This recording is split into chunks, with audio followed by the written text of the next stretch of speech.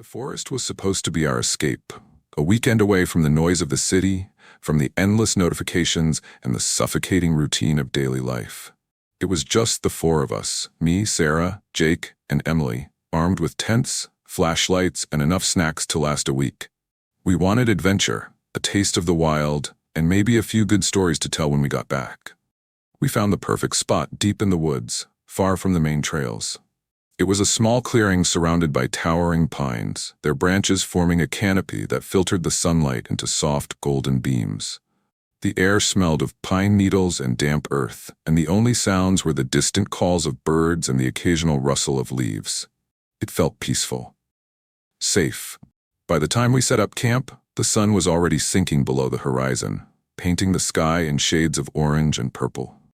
We built a fire, cooked some food, and spent the evening laughing and telling stories. The forest seemed alive in the best way, its sounds and shadows comforting, like an old friend keeping us company. But then, as the fire burned low and the night grew darker, the mood began to shift. It started with a sound. A faint whisper, so soft it could have been mistaken for the wind. At first, none of us noticed it. We were too busy talking, the crackling of the fire masking the noise. But then it came again, clearer this time. "Did you hear that?" Sarah asked, her voice barely above a whisper. We all fell silent, straining to listen. The forest around us was still, the kind of stillness that feels unnatural, like the world is holding its breath. And then we heard it, a low, murmuring sound, just at the edge of hearing. "It's probably the wind," Jake said, though he didn't sound convinced. But there was no wind. The air was perfectly still, the trees motionless. The whisper came again, closer this time. It was impossible to tell where it was coming from. It seemed to move, circling us, always just out of reach. "Maybe it's an animal," Emily suggested, though her voice was shaking. We tried to ignore it, to convince ourselves it was nothing. But the whisper didn't stop. It grew louder, more insistent, like it was trying to say something we couldn't quite understand. Jake, always the brave one, grabbed a flashlight and stood up. "I'm going to check it out," he said, his voice steady but his hands trembling. "Don't," Sarah said, grabbing his arm. "What if it's, I don't know, something dangerous?" "It's nothing," he said, though he didn't sound sure. "Probably just the wind or some animal messing with us." He stepped into the darkness, the beam of his flashlight cutting through the trees. We watched as he moved further away, the light growing dimmer with each step. "Do you see anything?" I called out, my voice louder than I intended. "No," he said, his voice distant. "There's nothing." He stopped mid-sentence. "Jake?" Emily called, her voice rising in panic. For a moment, there was nothing but silence. And then we heard it, a scream, sharp and sudden, that cut through the night like a knife. Jake came running back into the clearing, his face pale, his eyes wide with terror. "We need to go," he said, his voice shaking. "Now." "What happened?" I asked, but he didn't answer. The whisper was louder now, almost deafening. It surrounded us, coming from every direction at once. It wasn't just a sound anymore. It was a presence, something we could feel, cold and heavy, pressing against our skin. We grabbed what we could and ran, leaving the fire burning and the tents behind. The whisper followed us, growing louder and more frantic with every step. It was as if the forest itself was alive, its shadows reaching for us, its trees closing in. By the time we reached the edge of the woods, the whisper had stopped. The silence was almost worse, heavy and oppressive, like the forest was watching us, waiting. We didn't speak as we got into the car and drove away. None of us wanted to admit what we had felt, what we had heard, but we all knew the truth. Something was out there, something that didn't want us in its woods. The first few days after we got back were quiet. None of us wanted to talk about what had happened. Jake refused to say what he had seen in the woods, and the rest of us didn't press him. But the silence between us was heavy, filled with unspoken fears and unanswered questions. Then the dreams started. At first, they were vague, shadows moving through the trees, whispers just out of reach. But they grew more vivid with each passing night. I would wake up drenched in sweat, my heart racing, the sound of the whisper still echoing in my ears. I wasn't the only one. Sarah called me one night, her voice trembling. "I can still hear it," she said. "Even when I'm awake, it's like it's following me." Emily stopped answering her phone altogether. Jake, who had always been the strongest of us, started to unravel. He looked pale and gaunt, his eyes hollow, like he hadn't slept in days. "It's not just in our heads," he said one night, his voice barely above a whisper. "It's real. It's still out there." "What did you see?" I asked him, desperate for answers. He hesitated, his hands trembling. "I don't know," he said finally. "It was a shadow, I think, but it wasn't just one. There were more of them, moving through the trees. And the whisper, it wasn't just a sound. It was like it was inside my head, like it was trying to pull me into the dark. We should have left it alone. We should have stayed far away from that forest. But the whisper wouldn't let us go. It haunted our dreams, our waking moments, until we couldn't take it anymore. "We have to go back," Jake said one night, his voice firm despite the fear in his eyes. "We have to end this." It was madness, but we all agreed. We couldn't live like this, constantly looking over our shoulders, waiting for the whisper to catch up to us. We returned to the forest at dusk, the same time we had arrived the first time. The clearing was just as we had left it, our tent still standing, the fire pit cold and empty, but the forest felt different now. The air was heavy, the shadows deeper, and the silence was absolute. We stood in a circle, flashlights in hand, waiting. For what, we didn't know. And then it came. The whisper was louder this time, more insistent. It surrounded us, pressing against us like a physical force.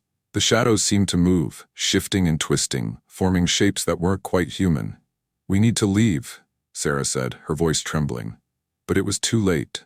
The whisper grew louder, a deafening roar that drowned out everything else. The shadows closed in, and the last thing I remember was the feeling of cold hands pulling me into the dark.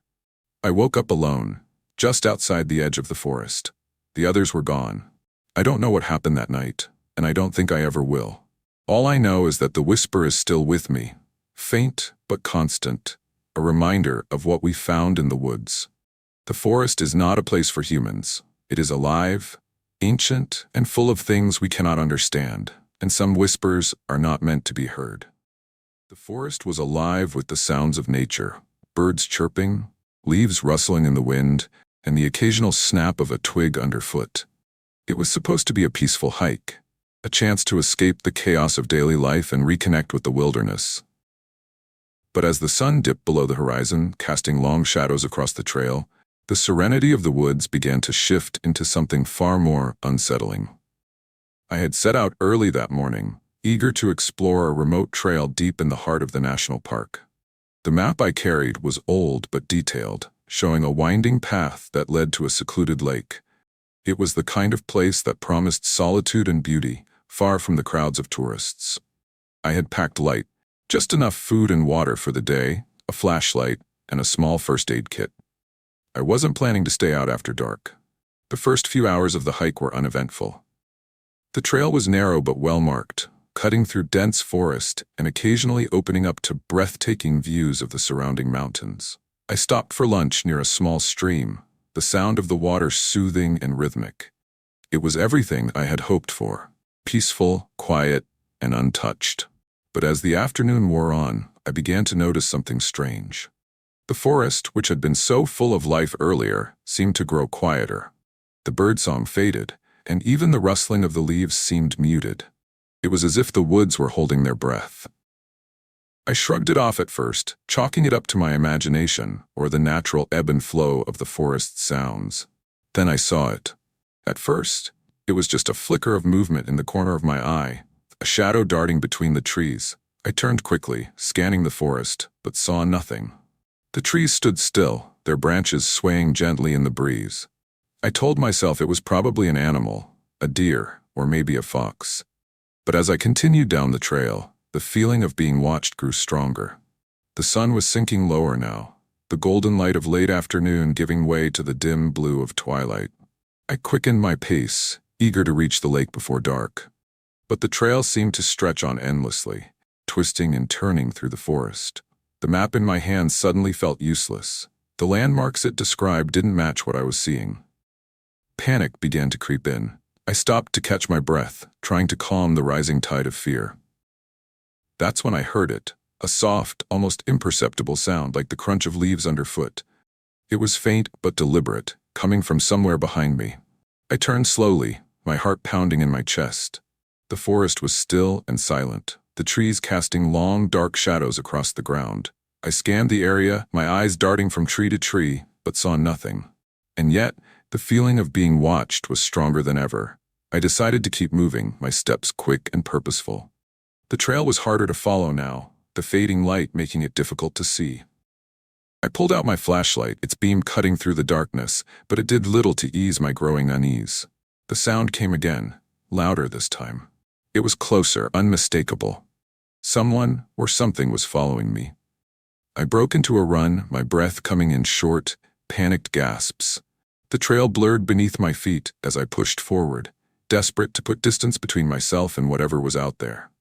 But the forest seemed to close in around me, the trees pressing closer together, their branches clawing at my arms and legs. And then I tripped. I hit the ground hard, the flashlight slipping from my hand and rolling away. Pain shot through my ankle as I tried to stand, but it was no use. I was stuck, alone in the dark, with something out there in the woods. The sound of footsteps grew louder, more deliberate. They were no longer trying to hide. I fumbled for the flashlight, my hands shaking, and managed to turn it on. The beam of light swept across the forest, illuminating the trees and underbrush. And then I saw it. It was standing just beyond the edge of the light, its form obscured by the shadows. It was tall, impossibly tall, with long, spindly limbs that seemed to stretch unnaturally. Its eyes glowed faintly in the darkness, reflecting the light from my flashlight. I froze, my mind racing. What was it? An animal? A person? Something else entirely? It didn't move, didn't make a sound, but I could feel its gaze locked on me, unblinking and unrelenting. I don't know how long I sat there, paralyzed with fear. Minutes? Hours? Time seemed to lose all meaning. The creature didn't move, didn't come closer, but it didn't leave either. It just stood there watching. Eventually, the first light of dawn began to filter through the trees, casting the forest in a pale gray light. The creature was gone. I don't remember falling asleep, but I must have, because I woke to the sound of birdsong and the warmth of the morning sun on my face. My ankle throbbed as I stood, but I managed to limp back to the trail. It was easier to follow in the daylight, and after what felt like hours, I finally emerged from the forest. I never told anyone what happened that night. Who would believe me? But I know what I saw, and I know I'll never set foot on that trail again. The forest is a beautiful, mysterious place, but it's not ours. It belongs to the creatures that call it home. Creatures we may never fully understand. And sometimes when we venture too far into their world, they remind us of that fact in ways we can't ignore.